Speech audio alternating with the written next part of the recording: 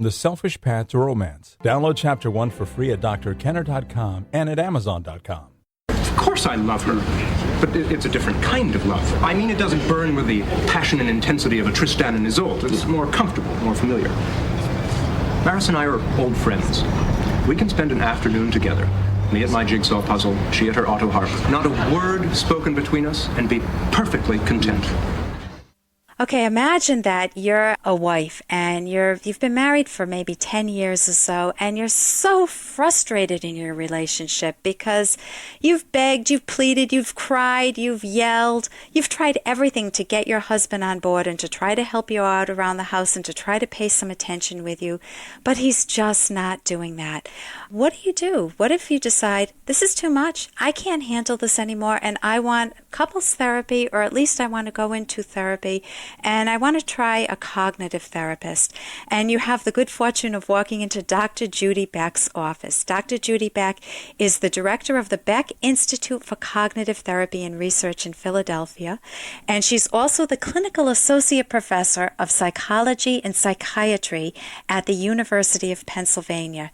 She's lectured worldwide, and she's also written books. Her newest is Cognitive Therapy, Basics and Beyond, with a foreword by her father, who is also the father of cognitive therapy, Dr. Aaron Beck. And welcome to the show, Judy. Thank you. If I came in as that harried housewife, or let's say I have a career too, I'm not just a housewife, but what advice would you give me as a cognitive therapist, or where would you even begin with me? The first thing that I would ask you is, what are your goals? How would you like to be different? How would you like your life to be different? I want my husband, Judy, that's easy. I want my husband to listen to me. I want to feel important to him. And all he does is he calls me a big nag. And I just want him to change, and I want your help in helping me change him.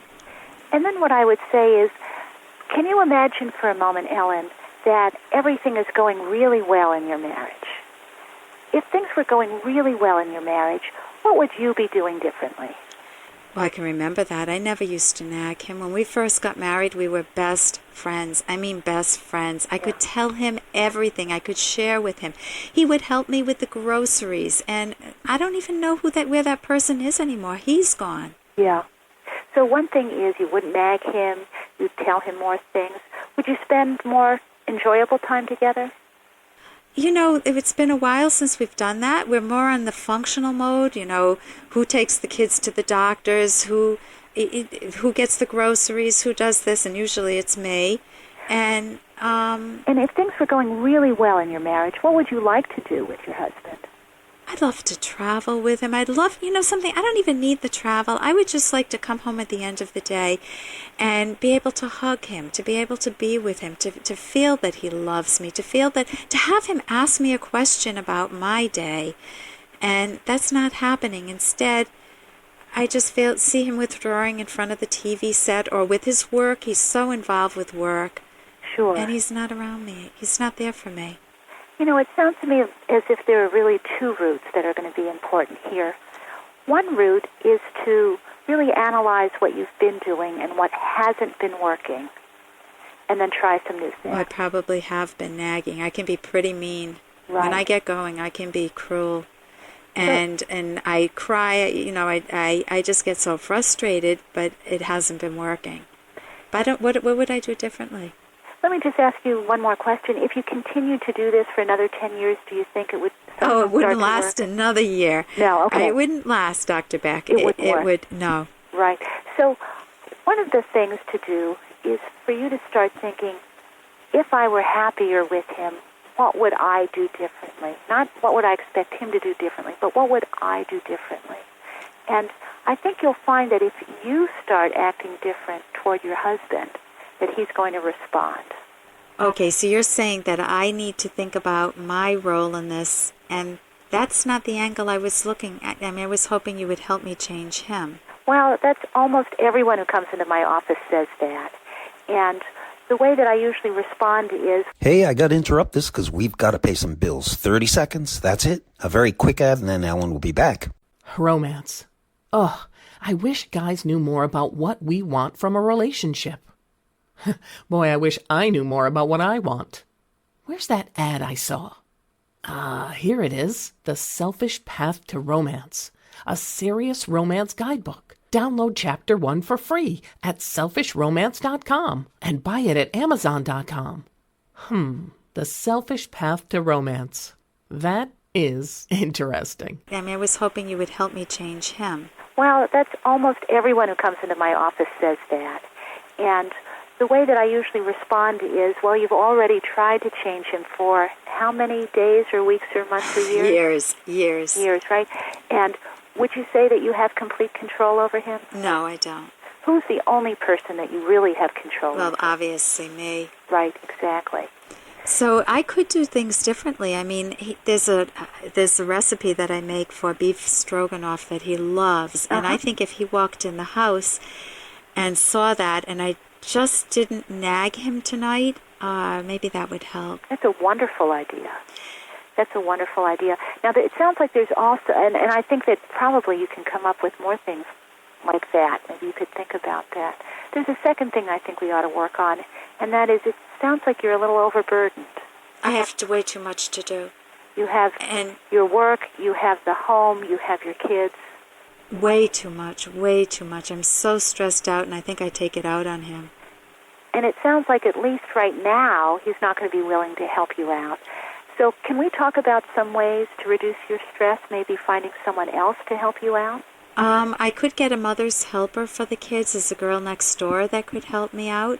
Great idea. And also, I belong to, I think, too many clubs. I have a bridge club that I really don't enjoy. So you're going in too many directions. I think I could, and there's a book club, too, and I'm just trying to fit way too much in. That's terrific. So I think that reducing the number of things that you have to do, either by giving some things up, at least for the moment, especially things you're not enjoying, and by getting some more help in the house, I think you'll feel less stressed and then less likely to nag your husband. What do you think would happen if you, say, for the next 2 months, refrained from nagging him, got help for yourself, and put the emphasis on just trying to spend nice time with him? Oh, that feels overwhelming. I mean, I could try it for tonight, but 2 months just seems like, I'd probably break by tomorrow morning and I'd be back to nagging him again. Then you know what we have to do is take one day at a time, and let's try to see if we could figure out what are some things that perhaps you could do with him that wouldn't take very much effort or energy on your part, but might mean a great deal to him, like the beef stroganoff. The beef stroganoff? That's a tough one. Anything else that you think would be really meaningful to him? Like giving him a back rub or something like that? Oh, I think he would just be blown away if I did that. He'd be pretty surprised. Oh, he would be so surprised, because we used to do that a lot. We used to give each other back rubs, and he would think I lost my marbles. So you see, the strategy here is don't do more of the same. Okay. Try something new. And you take the initiative to improve things. So basically, I'm improving myself, and I'm going to break out of role play now. I'm talking with Dr. Judy Beck, and she's illustrating how she would treat me if I came in as this woman who's having difficulty in her marriage, who's overwhelmed. Dr. Beck, how would you sum up what we've been doing? Well, we took a real-life problem, and we divided it into 2 parts. One is trying to come up with some new strategies. And the second part, which is actually comes even before that, is recognizing the need to change oneself instead of continuing to try to change the other person. Okay, so it's focusing on what's possible to change and not getting stuck in the old strategies. Thank you so much for joining us today. This is Dr. Judy Beck, and if you want more information on cognitive therapy, they can go to the Academy of CT, all one word, .org. That's right. And is there another website they can go to, Dr. Beck? www.beckinstitute.org. Okay, and that there are articles there. I read a wonderful article there entitled A Change of Mind that was actually from the Washington Post. Thank you so much for joining us today, Dr. Judy. You're very welcome. For more Dr. Kenner podcast, go to drkenner.com and please listen to this ad. Here's an excerpt from The Selfish Path to Romance, the Serious Romance Guidebook by clinical psychologist Dr. Ellen Kenner and co-author Dr. Edwin Locke. Spending leisure time together in compatible activities is a wonderful way to strengthen your love, whether it's dining out, reading in bed together, going to the movies, attending concerts, playing sports, listening to music, or going on vacations. Taking time to deliberately bask in the enjoyment of one another's company is ultimately one of the most rewarding things you can both do. Even if you have different tastes, there are ways to make both of you happy. Some activities you can do with friends, but it is important that you and your partner do not routinely go your separate ways. You can download Chapter 1 for free by going to drkenner.com. And you can buy The Selfish Path to Romance at amazon.com.